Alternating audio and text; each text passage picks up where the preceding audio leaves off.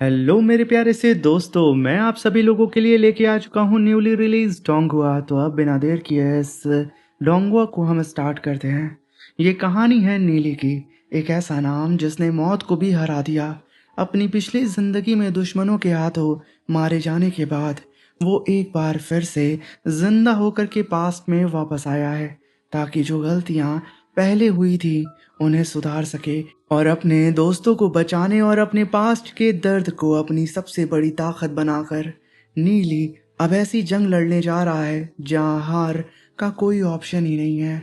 मेरे प्यारे से दोस्तों, इस नए डोंगुआ को स्टार्ट करने से पहले मैं आप सबसे रिक्वेस्ट करना चाहूँगा, अगर आप लोग चाहते हैं कि मैं इस नए डोंगुआ को आगे कंटिन्यू करूं तो कमेंट बॉक्स में हमें ज़रूर बताइएगा, क्योंकि ये डोंगुआ मैं आप सबको बता दूं कि आप सबकी इमेजिनेशन से भी बिल्कुल परे है। फाइट विजन्स और सब कुछ A1 क्लास के हैं। हाँ, इस एपिसोड में जो मैंने अभी से एडिट किया है इसमें थोड़ी सी क्वालिटी लो होगी, उसके लिए मैं माफ़ी चाहता हूँ, बट आगे ऐसा नहीं होगा। और अब हम इस एपिसोड को स्टार्ट करते हैं। इस एपिसोड की स्टार्टिंग में हमें सिटी ऑफ ग्लोरी को दिखाया जाता है, जहाँ पे मौजूद होते हैं इस सिटी के एंसेस्टर येमू, और उनके कंधे पे बैठे होते हैं एंसेस्टर ये यान, जो कि रोबोटिक फॉर्म में थे और उनकी सोल उस रोबोट के अंदर कैद थी।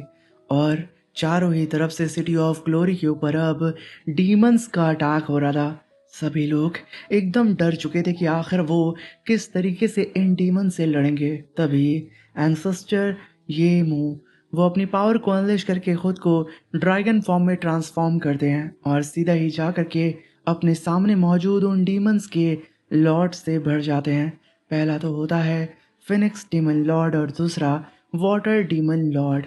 अब यहाँ पे ग्रैंडपा येमू वो एक साथ दो पावरफुल डीमन से भिड़ गए थे, मगर जैसा कि हम जानते हैं कि अकेला ह्यूमन दो पावरफुल डीमन लॉर्ड से नहीं जीत सकता है।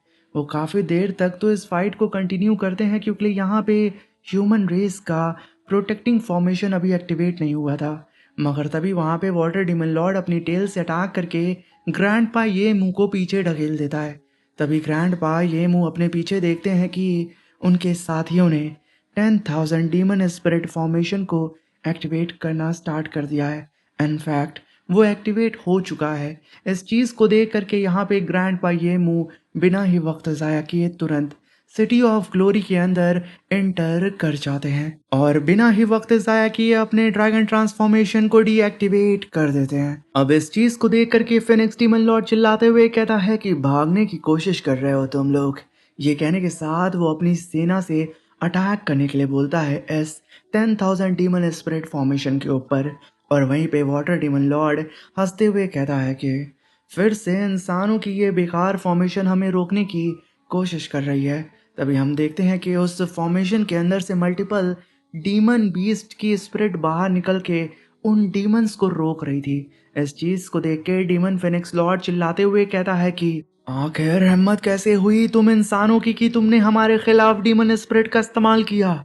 ये कहने के साथ वो अपनी पावर को अनलिश करते हुए कहता है कि अब हम तुम सबको डीमन रेस की असली ताकत दिखाएंगे। जहाँ पे उसकी एक दहाड़ पे अनगिनत डीमन सिटी के ऊपर अटैक करने के लिए भर चुके थे। इस चीज को देख के ग्रैंडपा ये मुंह कहते हैं कि इन डीमन लॉर्ड्स ने सारे ही डीमन बीस्ट को भड़का दिया है। इतने सालों तक सिटी ऑफ ग्लोरी मजबूती से खड़ी रही, लेकिन लगता है आज सब कुछ खत्म हो जाएगा। शायद इस बार हम में से कोई भी जिंदा बाहर ना निकल पाए। और तभी वो एक बच्चे को सहलाते हुए कहते हैं कि आखिर इन मासूम बच्चों का क्या होगा। तभी वो बच्चा कहता है कि ग्रैंडपा ये मुंह हम डर नहीं रहे हैं। ये कहने के साथ वो अपने आंसू को पोंछ लेता है। तभी वहां पे उस फॉर्मेशन को होल्ड करने वाले एल्डर कहते हैं कि लॉर्ड येमो, अगर जरा सी भी उम्मीद हुई तो हम अपनी जान देकर आपके लिए रास्ता बना देंगे। आप एक लेजेंडरी स्पिरिट मास्टर हैं। अगर आप अपनी पूरी ताकत से लड़ते हैं तो शायद बचने का कोई रास्ता मिल सकता है। तभी ये मुंह कहते हैं कि नहीं, इसकी ज़रूरत नहीं। शहर के सारे जवान पहले ही मर चुके हैं। मेरे जैसे बुड्ढे के भागने का अब क्या ही फ़ायदा। आखिर में बस इन बेइंतहा पहाड़ों के बीच में मैं कहीं मर ही जाऊंगा। तभी एल्डर कहते हैं कि लेकिन, मगर तभी ये मुंह कहते हैं कि बस और कुछ मत कहो। अगर मरना ही मेरी किस्मत है तो मैं सिटी ऑफ ग्लोरी की हिफाजत करते हुए लड़कर मरना पसंद करूंगा, ना कि डरपोकों की तरह भाग कर जिल्लत की जिंदगी जीना। तभी वहां पे बच्चे कहते हैं कि ग्रैंडपा येमू, मेरे फादर कहते थे कि आप सिटी ऑफ ग्लोरी के वॉर गॉड हैं और अगर आप यहाँ पे खड़े हैं तो हमारी सिटी को कोई कुछ नहीं कर सकता है। तभी डीमंस फॉर्मेशन को तोड़ना स्टार्ट कर देते हैं। तभी येमू कहते हैं कि अगर आज मुझे गिरना ही है तो कम से कम मैं उसी तरह मरूंगा जैसे एक असली योद्धा मरना चाहता है। तभी वहां पे उस फॉर्मेशन को टूटता हुआ देख के फिनिक्स डीमन लॉर्ड कहता है कि ये फॉर्मेशन अब टूटने वाला है, देखते हैं अब ये इंसान भागकर कहाँ जाएंगे। तभी वाटर डीमन लॉर्ड कहता है कि जैसे ही ये टूटेगा मैं तुम हर एक इंसान को जिंदा निकल जाऊंगा, तुम्हारी हड्डियां तक नहीं छोड़ूंगा। इस नज़ारे को देख करके सारे ह्यूमंस डर चुके थे। तभी अल्केमिस्ट यांग जिंग कहती है कि सब लोग अपनी पिल्स ले लो, एक एल्केमिस्ट होने के नाते सिटी ऑफ ग्लोरी के लिए मैं बस इतना कर सकती हूँ। तभी वहां पे यांग जी अपनी स्वॉर्ड को चलाते हुए कहती है कि ब्रदर नीली, अगर तुम जल्दी वापस नहीं आए तो शायद अब हमारी मुलाकात अगले ही जन्म में होगी। तभी वहां पे नीली की सिस्टर नीयू कहती है कि ब्रदर नीली जरूर वापस आएंगे और मैं नीयू अपने ब्रदर से वादा किया था कि जब तक वो लौट कर नहीं आते तब तक मैं सिटी ऑफ ग्लोरी की हिफाजत करती रहूंगी। ये कहने के साथ वो अपनी पावर को अनलेश करके अपने एस्पिरिट रैबिट बीस्ट को बाहर निकालती है और एल्डर्स के साथ अपनी पावर को फ्यूज करके अपने सिटी के फॉर्मेशन को मजबूत करने लगती है। तभी वहां पे ग्रैंडपा येमू कहते हैं कि माउंटेन से और भी डीमंस बहुत तेजी से डरा रहे हैं। तभी हम देखते हैं कि वाटर डीमन लॉर्ड ने एक और डीमन बीस्ट को यहाँ पे समन कर लिया था, जो कि जमीन को फाड़ते हुए सीधा ही ग्लोरी ऑफ सिटी के सामने आके खड़ा हो चुका था। इस नज़ारे को देख के एल्डर ये मुंह कहते हैं कि ये क्या, ये तो लेजेंडरी डीमन बीस्ट है। तभी वो लेजेंडरी डीमन बीस्ट, जो कि उस फॉर्मेशन से भी बहुत ज़्यादा विशाल था, वो आकर के काफ़ी पावरफुल फीस्ट अटैक सीधा ही उस फॉर्मेशन के ऊपर मारते हुए उसे बीच से चीर देता है। अब यहाँ पे ह्यूमंस का फॉर्मेशन टूट चुका था, डीमंस अटैक करने के लिए अंदर घुस चुके थे। जहाँ पे वाटर डीमन लॉर्ड कहता है कि फॉर्मेशन अब इसमें दरारें पड़ रही हैं, ये टूट रही है। क्या तुम इंसानों को सच में लगता था कि इतनी सी फॉर्मेशन हमें रोक लेगी? ये कहने के साथ वो आगे बढ़ते हुए अपने साथियों के साथ ह्यूमंस को खाने लगता है। तभी सोल्जर्स कहते हैं कि डीमंस शहर के अंदर घुस आए हैं। सभी लोग एक दूसरे को बचाने लगते हैं और आम लोगों को प्रोटेक्ट करने लगते हैं। तभी वाटर डीमन लॉर्ड कहता है कि तड़पो, चीखो, बस यही देखना चाहता हूं मैं, तुम सब एक एक करके निगल लिए जाओगे जब तक तुम्हारा नाम और निशान तक मिट नहीं जाता। और तभी हम देखते हैं कि सभी लोग यहाँ पे एकदम डर चुके थे। तभी वहाँ पे अल्केमिस्ट यांग जिन कहती हैं कि अब शायद वक्त आ चुका है कि मैं अपनी पिल को कंज्यूम करके खुद की कुर्बानी दे दूं, क्योंकि अगर उन्होंने ये पिल ली तो उनकी जान चली जाएगी, मगर वो अपनी सिटी को कुछ हद तक बचा सकती थी। मगर तभी आसमान में एक डिवाइन थंडर लाइट अपीयर होती है और एक आवाज गूंज उठती है, जो कि एक शख्स आसमान से कहता है कि जो भी सिटी ऑफ ग्लोरी पर हमला करने की हिम्मत करेगा उसे ना बख्शा जाएगा ना कभी माफ किया जाएगा। सभी लोग ऊपर देख ही रहे थे। तभी उस लेजेंडरी डीमन के जस्ट बगल में उसकी खोपड़ी को फाड़ते हुए नीली सीधा जमीन पे आके लैंड करता है और एक ही पंच में उस डीमन को मार चुका था। अब यहाँ पे नीली की पावर को देख करके फेनिक्स डीमन लॉर्ड और वाटर डीमन लॉर्ड एकदम सहम चुके थे। उन्हें समझ में नहीं आ रहा होता है कि आखिर इतना खौफनाक ऑरा कौन रिलीज कर रहा है। वो लोग अब यहाँ से पीछे हट के भागने को सोच रहे थे और इधर नीली उसके चारों तरफ जितने भी डीमन आके उसके ऊपर अटैक कर रहे थे, नीली एक ही फीस्ट अटैक के साथ उन सबकी धज्जियां उड़ा देता है। और वहीं पे फेनिक्स और वाटर डीमन लॉर्ड के ऊपर नीली का फ्रेंड दूजे अपनी जाइंट सी शॉट से अटैक करके एक ही बार में उन सबको खत्म कर देता है। और वहीं पे नीली के दूसरे साथी सिटी के अंदर मौजूद अदर डीमंस की धज्जियां उड़ा रहे थे। वो लाइन से उन सबको मौत के घाट उतार रहे होते हैं। तभी हम ग्रैंडपा येमू को देखते हैं, जिनके ऊपर एक टाइगर डीमन बीस्ट ने अटैक कर दिया था। उनकी हालत खराब हो रही थी, वो बीस्ट उन्हें खाने वाला था, मगर तभी अचानक वो टाइगर बीस्ट फ्रीज होने लगता है।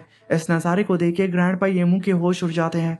तभी उनके सामने एक धमाका होता है और तभी उस धमाके के पीछे से एंट्री होती है उनकी पोती प्रिंसेस जीयून, जो कि असल में नीली की गर्लफ्रेंड भी थी। तभी हम देखते हैं कि ग्रैंडपा अपनी पोती से एकदम लिपट चुके थे। तभी नीली आके कहता है कि ग्रैंडपा ये मुँह आप ठीक तो है ना? तभी वहां पे एंसेस्टर ये यान आकर के नीली के सर पे बैठ के कहते हैं कि लड़के, अगर तुम थोड़ी सी देर से आते तो सिटी ऑफ ग्लोरी का नामो निशान मिट चुका होता। तभी नीली कहता है कि अच्छा हुआ हम वक्त पर पहुंच गए। मगर तभी वहां पे यांग सिंह आकर के नीली को गले लगा लेती है। बेचारे का मुंह कहीं और जाके लग गया था और उसकी सांसें अटक रही थी।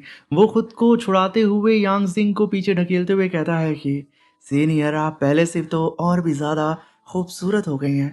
तभी यांग सिंह कहती है कि सच, मुझे तो लगता है मैं बहुत बुढ़ी हो गई हूँ और हमारा छोटा सा नीली इतना बड़ा हो गया है। तभी नीली अपने पास से एक एल्केमी पिल को बाहर निकाल के यांग जी को देते हुए कहता है कि ये पिल सिर्फ कल्टीवेशन ही नहीं बढ़ाती बल्कि आपको हमेशा जवान और खूबसूरत भी रखेगी। अभी वहां पे यांग जी कहती है कि मेरी जान नीली, अगर तुम चाहो इसके बदले तुम्हारी सिस्टर तुम्हें कोई भी गिफ्ट दे सकती है।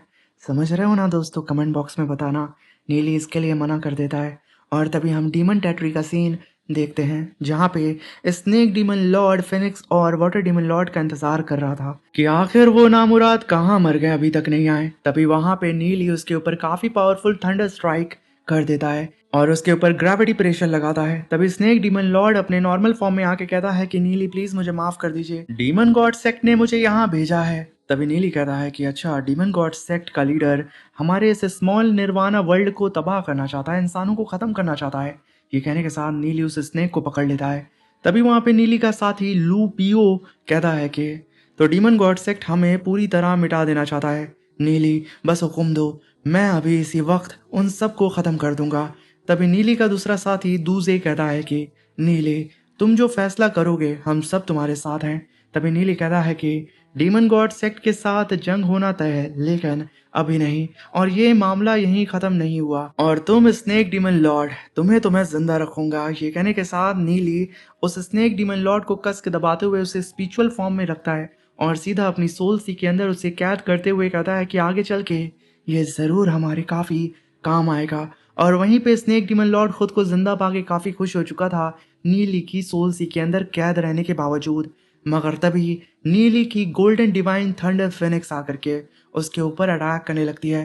तभी वो चिल्लाते हुए कहता है कि नीली लॉर्ड प्लीज मुझे यहाँ से बचा लीजिए वरना ये पक्षी मुझे खा जाएगा। तभी वहां पे नीली का डिसाइबल दुआन जियान कहता है कि मास्टर, मैं काफी अरसे के बाद यहाँ आया हूँ, इसलिए मैं चाहता हूँ कि मैं अपने मॉम डैड की कब्र पे जाके उनको रिस्पेक्ट पेश कर सकूं। नीली उसे जाने देता है। तभी वहां पे गॉडेस यू यान आती है और कहते हैं कि नीली, स्मॉल निर्वाणा वर्ल्ड की सील फिलहाल कमजोर हो चुकी है, पहले के मुकाबले ये जगह अब 100 गुना ज्यादा खतरनाक बन गई है। तो नीली अब तुम्हारा क्या प्लान है?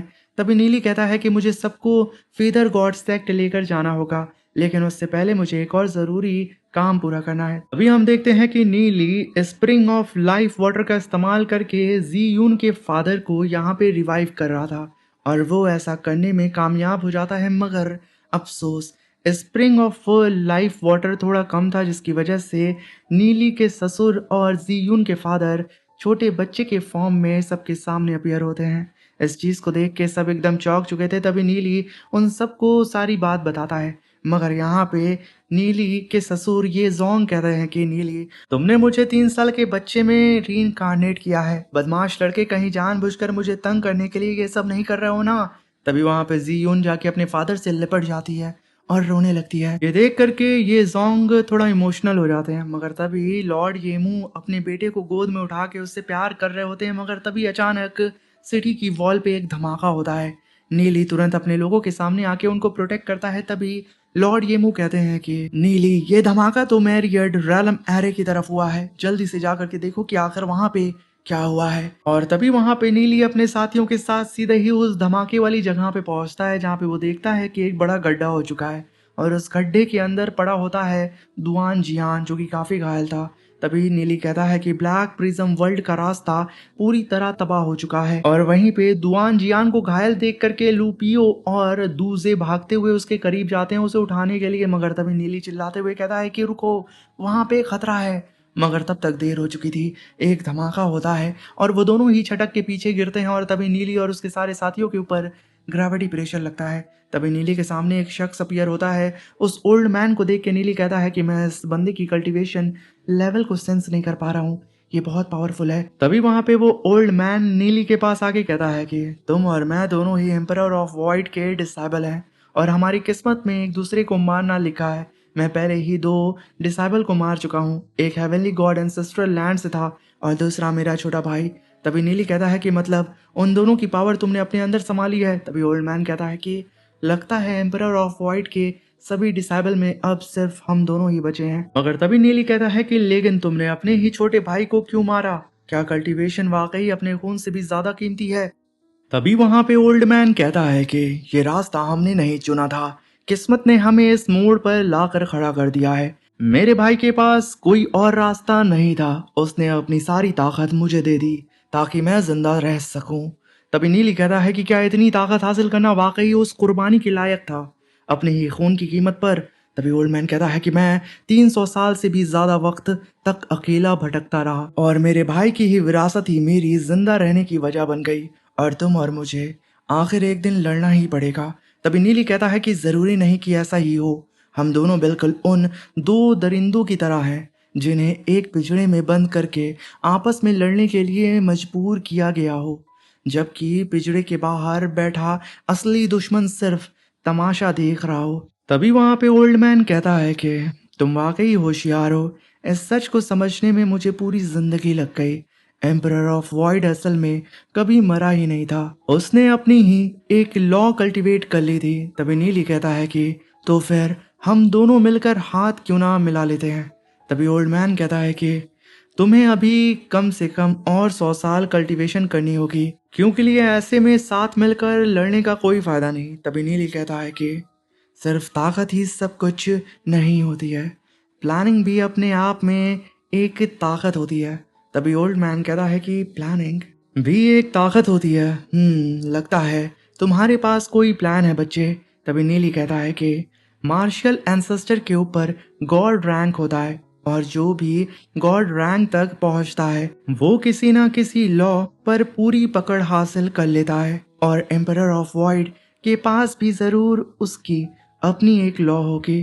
तभी ओल्ड मैन कहता है कि लॉ? कौन सी लॉ?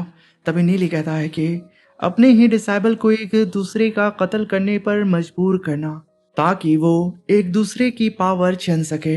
यही उसकी law of life and death की पावर है और ये इस पूरी दुनिया की सबसे खौफनाक और ताकतवर लॉ में से भी एक है।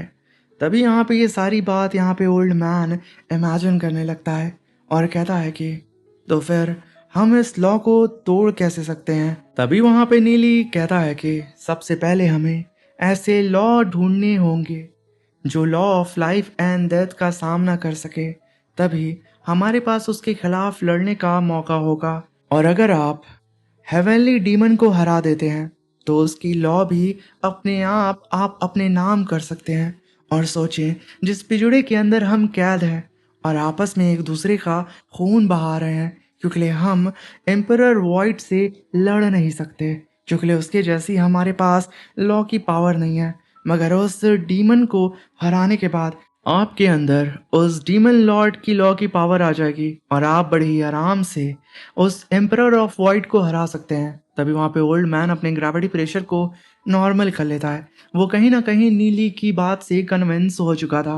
वो यहाँ पे कहता है कि तुमने यहाँ पे बात तो सही कही है, यहाँ पे एम्परर ऑफ वाइट के पास लाइफ एंड डेथ की लॉ की पावर है और उसकी अंडरस्टैंडिंग भी बहुत अच्छी है, क्योंकि बीते हुए वक्त में उसने ना जाने कितने हमारे ही साथियों को, हमारे ही भाइयों को आपस में लड़ा करके पावर का भूखा बना दिया। और अंत में क्या, उसने अपने आखिरी डिसेबल को मार करके उन सारे ही डिसेबल की पावर को एक ही बार में अपने अंदर डिवोर कर लिया, जिसकी वजह से हर गुजरते वक्त के साथ उसकी ताकत बढ़ती गई। और अगर हम सच में इस तरीके से नीली उस एम्परर ऑफ वाइट को रोक सकते हैं तो यकीनन मैं तुम्हारी बात पे भरोसा करने के लिए तैयार हूँ, क्योंकि इस बात पे लॉजिक है। मगर खबरदार, अगर तुमने मुझसे झूठ बोला तो इसकी सज़ा भी तुम्हें बहुत बड़ी चुकानी पड़ेगी। मगर नीली साफ साफ कहता है कि भला मैं आपसे झूठ क्यों बोलूँगा, क्योंकि अगर आप मुझे यहाँ पे चाहेंगे तो बड़े आराम से मार सकते हैं, और अगर आप नहीं मारेंगे तो वो ज़रूर एम्परर ऑफ वॉइड आकर के अपनी पावर के लालच के खातिर मुझे मार देगा। इस बात को सुन के ओल्ड मैन फिर से कन्विंस हो जाता है और तुरंत एक स्पिरिचुअल अटैक सीधा ही नीली की सोल सी के अंदर कर देता है, ये अटैक सीधा जा करके नीली की सोल सी के अंदर एब्सॉर्ब हो जाता है। बेचारा नीली जो कि कल्टीवेशन लेवल में इस ओल्ड मैन से कम था, वो कुछ कर नहीं पाता है। उसे संभालने के लिए तुरंत उसके साथी आके उसे पकड़ लेते हैं। तभी नीली कहता है कि तुम पहले ही मुझ पर 1000 माइल ट्रैकिंग कर्स लगा चुके हो। तभी ओल्ड मैन कहता है कि लड़के, जब तुम्हें 1000 माइल ट्रैकिंग कर्स के बारे में पता ही है तो तुम ये भी जानते होगे कि ये कितना खतरनाक है। तभी नीली कहता है कि मैं आपसे झूठ बोलने की हिम्मत नहीं करूँगा। मैं आपके साथ हाथ मिलाने को तैयार हूँ ताकि हम मिलकर एम्परर ऑफ वाइट को मार सकें, क्योंकि उसके मरने के बाद ही हम दोनों आज़ाद हो सकते हैं। अभी वहाँ पे ओल्ड मैन नीली के कंधे पे हाथ रखते हुए कहता है कि बच्चे, खबरदार, याद रखना, अगर तुमने मुझसे झूठ बोला तो इसकी सज़ा तुम्हारे साथ साथ तुम्हारे इस पूरे के पूरे सिटी ऑफ ग्लोरी को चुकानी पड़ेगी। मैं उन डीमंस की तरह नहीं हूँ कि बस आऊँगा और मार खा के वापस चला जाऊँगा। मैं तुम सबको तबाह कर दूंगा। कोई भी एक जिंदा शख्स यहाँ नहीं बचेगा। मैं सबको डिवोर कर लूँगा। तुम्हारी गलती की सज़ा बहुत महंगी होगी। इस बात को सुन के नीली कहता है कि मुझे पता है कि आप कितने शक्तिशाली हैं और आपके विरोध में मैं कुछ कर भी नहीं सकता हूँ, इसलिए मैं जो भी कह रहा हूँ होशो आवाज़ में सच कह रहा हूँ। तभी वहाँ पे ओल्ड मैन अपनी पावर को अनलेश करके खुद को टेलीपोर्ट कर लेता है। तभी वहाँ पे नीली एक गहरी सांस लेता है मगर लड़खड़ाते हुए नीचे गिर जाता है। उसके दोस्त उसे संभालते हैं। तभी वहाँ पे वान जियान कहता है कि मास्टर माफ़ कीजिएगा, आपको मेरी वजह से परेशानी उठानी पड़ी। तभी नीली कहता है कि इसकी फिक्र मत करो, अब वे सिर्फ अपनी चोटों से ठीक होने पर ध्यान दो। और हाँ, अगली बार जब उससे हमारा सामना होगा ना, उस ओल्ड मैन से, तो वो अपने हर किए की कीमत चुकाएगा। तभी वहां पे दुआन जियान कहता है कि लेकिन मास्टर, उस ओल्ड मैन की ताकत ग्रेट गॉड सेक्ट के मार्शल एंसेस्टर से भी ज्यादा है। तभी नीली कहता है कि बस अपनी रिकवरी पर ध्यान दो, हम दोबारा इतनी बुरी तरह हारने की गलती बिल्कुल नहीं कर सकते। तभी लू पियो कहता है कि लेकिन नीली, अगर उस ओल्ड मैन ने वाकई किसी लॉ की पावर को हासिल कर ली तो हम उससे जीत नहीं पाएंगे, वो पहले से ज्यादा खतरनाक हो जाएगा। तभी वहां पे नीली कहता है कि ये सारी बातें मैंने अभी बनाई है, मेरा असली मकसद ये था कि वो मेरे खातिर old man divine demon ancestral land से टकरा जाए। तभी वहां पे जीयून कहती है कि नीली, तुम्हारी इस मीठी जुबान से तो लगता है तुम मुर्दों को भी जिंदा कर सकते हो। तभी नीली कहता है कि क्या करूं, ये दुनिया बहुत ही बेरहम है। मेरे जैसा सीधा साधा और ईमानदार आदमी तो पल भर में मारा जाएगा। जिंदा रहने के लिए थोड़ी चालाकी दिखानी पड़ती है मेरी जान। तभी दूजे कहता है कि लेकिन जब वो बुढ़ा आदमी को पता चलेगा कि तुमने उसे धोखा दिया है तो हमारी मौजूदा ताकत से हम उसका सामना कैसे करेंगे। तभी नीली कहता है कि स्मॉल निर्वाणा वर्ल्ड अपने आप में एक बहुत बड़ा खजाना है, बस हमें इसके असली राज ढूंढने होंगे और वही हमारी सबसे बड़ी ताकत बनेगा। और इसी के साथ मेरे प्यारे से दोस्तों, ये शानदार सा न्यू डोंगुआ खत्म होता है। मैं आशा करता हूँ कि ये एक्सप्लेनेशन आपको डिटेल में पसंद आई होगी। Thank you for watching, bye bye, love you all, take care.